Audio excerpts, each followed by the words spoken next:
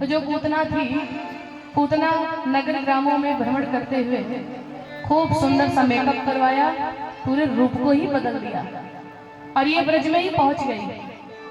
श्री सुखदेव महाराज राजा परीक्षित से कहते, परीक्षित वो जो पूतना थी तो बाल घातनी थी, तो बाल घातनी, बच्चों को मार देने वाली, बिल्कुल नहीं अच्छी थी, वो राक्षसी थी, परंतु वो देखने में ऐसी लग रही थी जैसे बैकुंठ से भगवती माता लक्ष्मी नारायण के दर्शन करने के लिए जा रही है। कैसा वेश बना लिया, राक्षसी से बिल्कुल लक्ष्मी जैसी बन गई। और जैसे ही इधर नगर में भ्रमण करते हुए पहुंची, पूतना के इस सौंदर्य को देख करके जो भी देखे सो देखता ही रह जाए। देखते देखते देखते देखते जब गांव में पहुंच गई तो जो ब्रज की कुछ माताएं थी, गोपियां थी, जब गोपियों ने देखा तो माताओं का दिल कितना कोमल होता है ये तो माता ही जान सकती है। ये माताओं का दिल इतना कोमल होता है कि कथा भी सुनने के लिए यहाँ पर कुछ लोग कई अलग गांव से भी आए होंगे, परंतु माताएं अगर बगल में बैठ जाए, कोई दूसरे गांव की हैं, कुछ लोग यही गांव की हैं, तो धीरे धीरे करके बोलचाल करके फिर परिचय हो ही जाता है। ये माताओं का दिल इतना कोमल होता है। और यहाँ तक ही नहीं, मैंने तो यहाँ तक देखा है कि माताएं जब एक बस में बैठ लेती हैं, कोई रिक्शा हो, टेम्पो हो, कहीं भी जाएं, मार्केट वगैरह, अगर बस में बैठ लें, एक लोग नालंदा के हों और एक लोग डेहरी ऑन सोन की हो, एक बस में अगर बैठ ले माताएं तो धीरे धीरे करके बोलचाल हो ही जाएगा। कहेंगे तुम कहाँ से आई हो, कहेंगे हम तो यहीं से मखदूमपुर से रहने वाले हैं। तुम कहाँ से हो, हम तो डेहरी ऑन सोन से हैं। अच्छा अच्छा, तो कहाँ गई थी, बोले मार्केट आए थे थोड़ा सा शॉपिंग करने के लिए, साड़ी वाड़ी लेकर के आए हैं।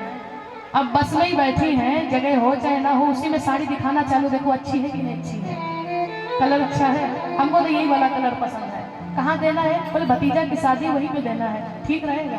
अरे हम सोचे एक ही भतीजा है तो ये वाली दे देते हैं, दुनिया भर का प्रपंच। और इतना माताओं का दिल कोमल होता, धीरे धीरे पूछेंगे कितने बच्चे हैं, परिवार में कौन कौन है, बहू है, सेवा करते कि नहीं करते हैं। और जब मखदूमपुर वाली अपने स्टेशन पे आ जाएंगी तो जब उतरने का टाइम होगा तो डेहरी ऑन वाली का तो भी टाइम लगेगा, वो जब अपने गांव के पास में आ जाएंगे तो कहेंगे दीदी एक काम करो, क्या, बोले अपना नंबर दे दो, फोन नंबर दे दो, और जब हमारे घर में लड़का की शादी होगी तब जरूर तुमको बुलाएंगे। और वहीं से न्योता पानी चालू। ये माताओं का इतना ज्यादा दिल कोमल होता है। और भैया लोगों का ये स्वभाव होता है, ये बस में बैठ ले चाहे गांव के ही हो, वो इधर का मुंह करे बैठे, वो इधर का मुंह करे बैठे, कोई पूछेगा भी नहीं कहाँ जा रहे हो, कहाँ नहीं जा रहे हो, क्या मतलब, जहाँ भी जाना होगा जाएंगे। माताओं के पास में वो ममता होती है, जो कोई रोता हुआ बच्चा हो, छोटा सा नन्हा सा, आप खुद ही देखते हो, वो जैसे माँ की गोद में जाएगा तुरंत शांत हो जाता है। क्यों? क्योंकि माताओं के पास में ममता होती। फिर कैसे भी समझाए, चुपा रहो, बिलड़िया और कुकरवा, बच्चोहिया और मुसरिया और बच्चा हो, कैसे भी समझाए, लेकिन माताओं के पास में ममता होती है। अच्छा, भैया लोग ले रोते हुए बच्चे को तो एक बात केवल कहते, चुप रहते हो कि तुमको फेंक दे उठा करके। हम बार बार प्रयास कर रहे तुमको समझाने का, लेकिन तुम तो समझ ही नहीं रहे हो। ये माँ की ममता होती है, ये माताओं के पास में ममता होती है। थी तो ये बाल घातनी पूतना, परंतु ये जब ब्रज में पहुंची, इधर शाम का समय था, यशोदा माता के घर से सभी जो गोपियां थी वो बधाई ले करके जा ही रही थी। दीपक जलाने का समय हुआ और जैसे ये देखा पूतना ने, समझ गई किसी के लल्ला हुआ है। इतने सुंदर से स्वरों को माताओं से रहा नहीं और इतनी सुंदर थी। तो गोपियां आपस में बात कर लेंगी, निश्चित है कि ये यशोदा की यहाँ ही आई होंगी। वही सबसे बड़े आदमी हैं गांव के, नंद बाबा यादव थे। और ये दुवंशी भगवान का लालन पालन नंद बाबा के घर में हुआ है।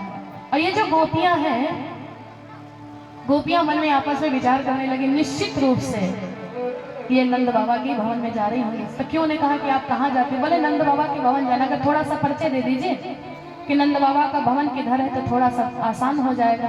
तो गोपियों का तो इतना दिल ज्यादा कोमल था, इतना ज्यादा कोमल था कि वो तो बार बार सोच रही थी जितनी बार नंद बाबा के भवन में जाएं उतनी बार लल्ला के दर्शन हो जाएं। कुछ गोपियां लेकर के पहुंची। इधर माता जो यशोदा थी, यशोदा मैया सब गोपियों को वही बधाई दे रही थी, लल्ला की खुशी में बधाई दे रही थी। और जैसे ये पहुंची, यशोदा माँ ने देखा तो घर के पास दौड़ती दौड़ती माता यशोदा के पास में गई। यशोदा माता को आंखें फाड़ फाड़ करके देखने लगी। यशोदा मैया भी देखने लगी, मन में विचार करेगी तो बड़ी सुंदर है, लेकिन आज से पहले कभी नहीं देखा। यशोदा मैया इसको देख करके बड़ी चक्कर में पड़ गई।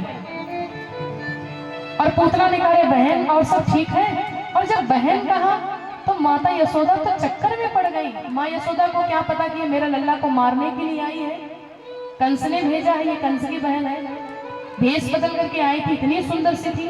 तो जब इसने कहा कि बहन सब ठीक ठाक है, सब परिवार में ठीक है, माता यशोदा तो चक्कर में पड़ गई कि ये बहन बोल रही है और हमको तो पता भी नहीं कि ये कहाँ की है, आज से पहले भी कभी नहीं देखा। लेकिन अगर ज्यादा इससे पूछती तुम कहाँ की रहने वाली, तो ये कहीं अन्यथा ना ले ले, ये बुरा ना मान जाए। ये बहन कहती है तो चलो कोई बात नहीं। मैया मन में विचार कर ली कि नई सगी बहन तो चचेरी कुतेरी ममेरी कहीं से लगती होगी, लागे लगाए से। चलो बहन कहा है तो स्वागत सत्कार करते। मैया ने स्वागत सत्कार किया। यशोदा मैया ने हाल चाल पूछा, सब ठीक है? तो पूतना ने कहा कि सब कुछ तो ठीक है, परंतु बहन विधाता ने एक मुझे बड़ा कष्ट दिया है, मैं बहुत दुखी रहती हूँ। क्या? बोले भगवान ने मुझे सब कुछ दिया है लेकिन कोई संतान मुझे नहीं है, कोई पुत्र मुझे नहीं है। पूतना कोई पुत्र नहीं था, बाल घातनी थी। यशोदा मैया कहने लगी अरे कैसी बातें करती हुई, तुम्हारी की कृपा से मेरे घर में छोरा हुआ है, लल्ला हुआ है, और आप मेरी तो बहन हो, ये आपका भी लल्ला है। ये कौन कहता कि मेरा ही लल्ला? ये तो सबका लल्ला है। कहाँ पे लल्ला है? बोले जा रहा है कमरे में लेटा हुआ है रूम में, और पालने में मेरा लल्ला सो रहा है। आप जाकर के दर्शन कीजिए, लेकिन धीरे धीरे, बोलना बिल्कुल नहीं, क्योंकि लल्ला सो रहा फिर जाग जाएगा। और ये जो पूतना थी, पूतना पालने की तरफ अब चल पड़ती है। सुंदर सा स्वरूप बनाकर के भगवान को मारने के लिए, जरा विचार कीजिए, पूतना पालने की तरफ बढ़ी। और जैसे पूतना पालने की तरफ बढ़ी, भगवान ने जैसे पूतना की तरफ देखा तो भगवान तिरछी निगाह करके पूतना को देख करके भगवान ने तुरंत अपने नेत्रों को बंद कर लिया। भगवान जान गए कि मौसी जी आ रही है मेरी, क्योंकि पूतना मौसी तो है। भगवान तिरछी नजर करके पूतना को देखे और तुरंत मौसी को देख करके ओहो स्वागत है मौसी जी, और भगवान ने तुरंत अपने नेत्रों को बंद कर लिया। तो पूतना को देख करके भगवान ने तुरंत अपने नेत्रों को बंद कर लिया। श्री सुखदेव महाराज राजा परीक्षित से कहते हैं, महाराज भगवान ने जैसे देखा कि पूतना आ रही, तो पूतना को देख करके केशव ने, माधव ने अपने नेत्रों को बंद कर लिया। परीक्षित ने कहा प्रभु लेकिन भगवान ने नेत्रों को क्यों बंद कर लिया? और यहाँ पर बहुत से संत भगवान जो अपने विचार को प्रकट करते हैं कि भगवान ने तुरंत पूतना को देख करके अपने नेत्रों को बंद क्यों कर लिया।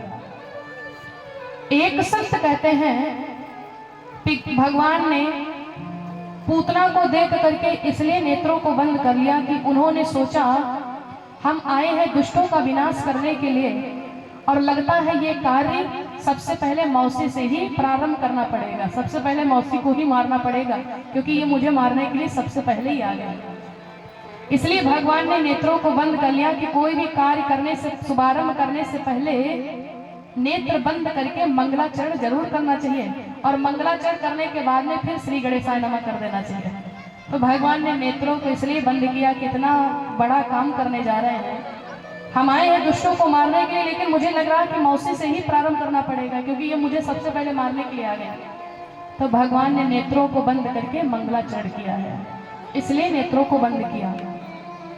अथवा प्रभु ने इसलिए पूतना को देख करके अपने नेत्रों को बंद कर लिया कि भगवान, कुछ संत भगवान कहते कि भगवान इसलिए नेत्रों को बंद किया। तो भगवान मन में सोच रहे हैं, हम तो आए थे माखन मिश्री खाने के लिए, और अभी माखन मिश्री का स्वाद भी नहीं मिला कि जो हमारी मौसी जी हैं अपने स्तन में जहर लगा करके मुझे दूध पिलाने के लिए आ गई। ये पहली जहर पिलाने के लिए मुझे आ गई। अरे हम तो माखन मिश्री खाने वाले थे और मौसी मुझे जहर पिलाने के लिए आ गई, क्योंकि जो पूतना रूप तो बना लिया, लेकिन अपने स्तनों में दूध में वो जहर लगा करके गई कि कन्हैया को पिलाएंगे, कन्हैया मर जाएंगे, खत्म हो जाएंगे। तो भगवान मन में विचार करते हैं, हम तो माखन मिश्री का स्वाद चखने के लिए आए थे और माखन मिश्री का अभी स्वाद चख भी नहीं पाए कि मौसी हमारी हमको पहले विष पिला करके मारने के लिए आ गई। तो भैया विष पीने का अभ्यास तो भगवान भोलेनाथ को ही है। आप जानते हो जब समुद्र मंथन हुआ और उस समुद्र से 1-2 रत्न नहीं 14 रत्न निकले, अमृत भी निकला, विष भी निकला। देवताओं ने अमृत का पान किया और भगवान शिव ने हलाहल विष का पान कर लिया। तो भगवान कृष्ण मन में विचार करते हैं कि माखन मिश्री का भी स्वाद चखा नहीं कि मौसी जी जहर पिलाने के लिए आ गई, विष पिलाने के लिए आ गई। विष पीने का अभी अभ्यास मुझे नहीं है, विष पीने का अभ्यास तो शिव जी को है। तो इसलिए प्रभु ने अपने नेत्रों को बंद कर लिया कि नेत्र बंद करके भगवान शिव से ये प्रार्थना भगवान कर रहे हैं कि प्रभु आप भी मुझे वो शक्ति प्रदान